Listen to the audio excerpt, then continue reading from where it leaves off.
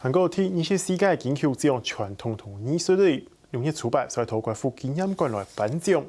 客家电视对金币起始，每位大家开始来了解，因为客家人工人也是珍惜。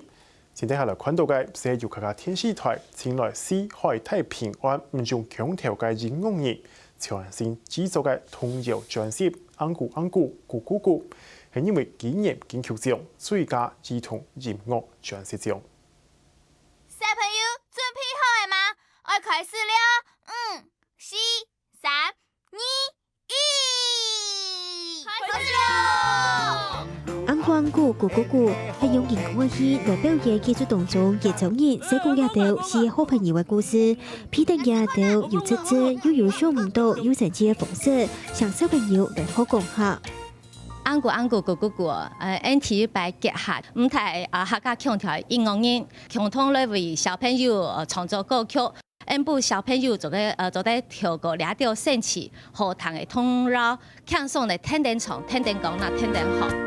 你來叮咚叮叮叮，愛堂叮咚叮叮叮，夜到落山已過來了。唱來金曲歌手鄭雅娟創作出馬英九流行風格嘅海鳥腔童謠《叮咚》。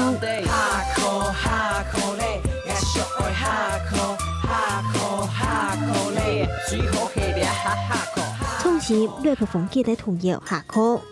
歡家啦，來歡家啦，條家藝愛來買面啦。客家當有民謠曲風嘅太浦腔童謠歡家啦。還有廿八得到金曲獎嘅音樂人，請以為為了參加童謠嘅創作，推出天子舞曲風格嘅大家來跳舞，同安古安古咕咕咕嘅專輯導向，所有嘅各種曲風嘅童謠得到評審嘅肯定，因為今年傳意金曲獎最佳兒童音樂專輯獎。我非常歡喜撈很多後生一批客家創作者做啲收錄嚟同一種專輯底部度。因為創作現代客家童謠非常嘅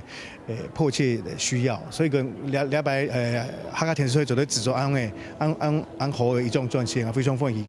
現正安古安古咕咕咕本檔係兒童少年節目，大榜專輯主流嘅節目導向，四海太平安，總共10條童謠，為小朋友同音樂當中快快樂樂、強強爽爽嚟好講下。